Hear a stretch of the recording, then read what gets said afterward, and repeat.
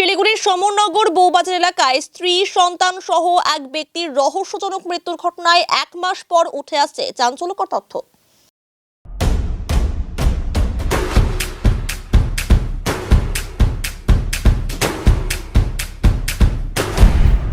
Stay tuned. প্রসঙ্গত গত জানুয়ারি মাসে ঘটনাটি ঘটে। সমরনগর বউবাজার এলাকায় স্ত্রী টুম্পা রায় ও সন্তানকে নিয়ে ভাড়া থাকতেন শ্যামল রায়। গত 16 জানুয়ারি 3 জনের দেহ উদ্ধার হয়। বিছানায় গলাকাটা অবস্থায় পাওয়া যায় মহিলা ও শিশুর দেহ। একই ঘরে ঝুলন্ত অবস্থায় উদ্ধার হয় শ্যামলের দেহ। ভক্তিনগর থানার পুলিশ গিয়ে দেহ উদ্ধার করে। প্রাথমিক তদন্তে পুলিশ জানায় শ্যামলের কয়েক লক্ষ টাকার ঋণ ছিল। সেই ঋণ নিয়ে মানসিক অবসাদের জেরে স্ত্রী ও সন্তানকে খুন করে আত্মঘাতী হন শ্যামল। তবে ঘটনার 1 মাস পর টুম্পা রায়ের পরিবার রহস্যজনক মৃত্যুর ঘটনা নিয়ে তুলছে প্রশ্ন। তাদের অভিযোগ, টুম্পার ভাড়া বাড়ির মালকিন ও তার ছোট ছেলে এই হত্যাকাণ্ডের রহস্য জানেন। তাদের দাবি, সেই বাড়ির ছেলের সঙ্গে টুম্পার অবৈধ সম্পর্ক ছিল। ঘটনার 2 সপ্তাহ আগে টুম্পা তার মায়ের কাছ থেকে 1.5 লক্ষ টাকা ঋণ নিয়েছিল। ঘটনায় পুলিশের ভূমিকা নিয়েও প্রশ্ন তোলেন তারা। তাদের অভিযোগ, টুম্পার মোবাইল ফোন এখনো অবধি উদ্ধার হয়নি। পুলিশ সত্য লুকানোর চেষ্টা করছে। ঘটনার নিরপেক্ষ তদন্তের দাবি জানিয়েছেন তারা। টুম্পা রয় বোন বলতেছি যে সেদিন যে মারা গেছে আসলে ঋণ ছিল কিনা, তাদের মধ্যে রিলেশন ছিল কিনা, কিসে ছিল কিনা, এগুলো সব তো ফোনটার মধ্যেই পাওয়া যাবে। তো পুলিশ তো ফোনটার তদন্তই করতেছে না। তারপরে সঙ্গে সঙ্গে হচ্ছে লিস্ট বের করতে বললো স্যার। তো ওখানে 16 তারিখের কোনো লিস্ট দেখাচ্ছে না। কেমন করে দেখাবে না? 16 তারিখে আমার বাবা, আমার দাদা, তারপরে ওর বাড়ির শ্বশুর, মানে আমার জাইম্বুর বাড়ির বাবাররা ওরাও ফোন করছে। তাহলে এই লিস্টগুলো তো আসা দরকার। তো 16 তারিখে বলতেছে কোনো লিস্ট আসেনি, এটা কেমন করে হয়? আর আমরা যে ফোন করছি যে হিস্ট্রি তো দেখাবে, হিস্ট্রিগুলো দেখাচ্ছে না। আমরা কেন দেখতে পাচ্ছি না? আমার দিদির সাথে তো আমরা অনেক দিন থেকে কথাবার্তা বলি, সেই হিস্ট্রিগুলো আমরা দেখতে পাচ্ছি না। কারো ফোনে হিস্ট্রিগুলো দেখতে পাচ্ছি না। পুলিশ নেয়নি। পুলিশ বলছে আমরা তদন্ত করবো, মানে আমরা প্রমাণ ছাড়া আমরা কোনো কিছুই করতে পারবো। এবার আমরা এটাই চাইছি, তারা বললেন যে ইনকোয়ারি করবে, এরকম সম্পর্কে নাকি বলে কেস হয় না। পুলিশরা বলছে স্বাভাবিক একজনের সাথে একজনের রিলেশন হতেই পারে, তাই বলে কি আমি আমার স্ত্রীকে মেরে ফেলবো, এগুলো বলছে। কিন্তু আমি একটা কথা জানি যে অপরাধী করে সে তো অপরাধী, কিন্তু যে অপরাধ দেখেও চুপ থাকে সে তো আরও বড় অপরাধী। তো আজকে যে একটা মানুষ এত বড় একটা ঘটনা ঘটাইছে, এর পিছনে নিশ্চয়ই কারোর না কারোর তো কোনো হাত আছে। কেন একটা মানুষ যতক্ষণ না সে কোনো কিছু একটা হিসেবে বুঝতে পারবে, তখন তো ও এত বড় একটা কাজ মানে করতে পারবে না।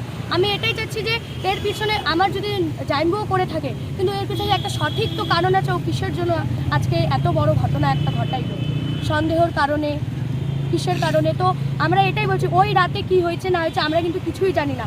লাস্ট আমার দিদির সাথে আমার দেখা হয়েছে 5টা পর্যন্ত।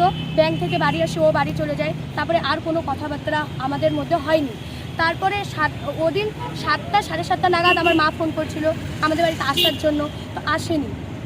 আর ওই দিন যেদিন এমন ঘটনা হয়, আমি যখন ডাকতে যাই তখন সেখানে মালকিনরা উঠছে। আমি জিজ্ঞাসা করি যে আজকে আমার দিদি জাইম্বুরা কেন উঠে নাই, কিছু হয়েছে নাকি?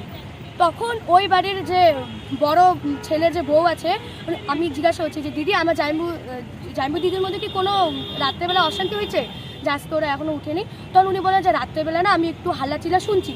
তো উনি বলতেছে হাল্লাচিল্লা শুনছি, কিন্তু ওনার যে মালকিনি যে আছে উনি বলতেছে আমরা কিছুই শুনিনি।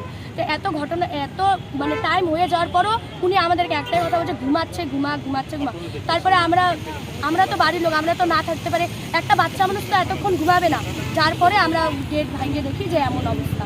বচ্চন রায় অভিযোগ করতেছি যে এতদিন আগে তো জানতাম যে লোনের ব্যাপারে এরকম করতে পারে।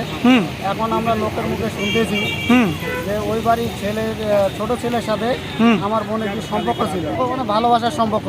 এটা হচ্ছে লোকের মুখে শুনে ওরা কিছু জড়িত আছে, এটাই আমরা তদন্ত করতে চাচ্ছি। ওরা পুলিশ আমাদের সাপোর্ট করতেছে না, ওদের ভরসায় আমরা 1 মাস ছিলাম, ওরা কিছুই করতেছে না। উপরে অভিযোগ আছে, ওরা রুমে গেছে, রুমে তদন্ত করছে, কি করছে আমাদেরকে কিছুই জানেনি, বা ওরা যখন গেছে আমাদেরকেও কিছু বলেনি, আমরা কিছুই জানি না। এখনও এসে আমরা কথা বলতেছি, আমাদের কাছে প্রমাণ চাচ্ছে। আমরা যেগুলো মানে অভিযোগ লাগাচ্ছি সেটা প্রমাণ চাচ্ছি। তো যদি আমরা সেটা প্রমাণে দিতে পারি তাহলে তো আমরাই সব কিছু করতে পারি। তা পুলিশের আমাদের কি দরকার? আমাদের তো পুলিশ প্রশাসনের কোনো দরকারই নাই। আমরা অভিযোগ করতেছি এই যে কেসটা মানে ওদের বাড়ির যে মা আছে আর ছেলে এই দুজনকে মানে ইয়ে করার জন্য। ধারণা খুব কম আছে। আমাদের গ্রামবাসী একটা মর্মান্তিক ঘটনা ঘটে গেছে, সেই পরিবারগুলো আমাদের কাছে আসছে যে একটু আমাদের পাশে দাঁড়াও, আমরা এই বিরুদ্ধে থেকে আন্দোলন করতে চাই, পুলিশ শাসনের কাছে চলো একটু কথা বলি, আমাদের কিছু দাবি জানাই, সেই সূত্রে আমরা আসছি। তো আমাদের এখন আগে তো আমরা ওটা বুঝতে পারি নাই যে মানে লোনের যে টাকা যেগুলো লোন হয়েছে ওই সম্পূর্ণ টাকাগুলো মানে নিয়ে এই ছেলে বাড়িতে দিছে, মানে যার বাড়িতে ভাড়া আছে আর কি। এখন আমরা বুঝতে পারতেছি আর কি, এখন বুঝতে পারতেছি যে ভাগিনী আমার ওই বাড়ির ছোটো ছেলের সাথে রিলেশন ছিল আর কি। এই যে টাকা পয়সা যতগুলো লোন তুলছে সেই টাকাগুলো ওখানে দিচ্ছে, অথচ জামাই জানে। এইটার ভিতরে আমার মনে একটা মানে জাগিয়ে গেছে, তার জন্য এই ফোনটা মনে করার বাধ্য হয়েছে।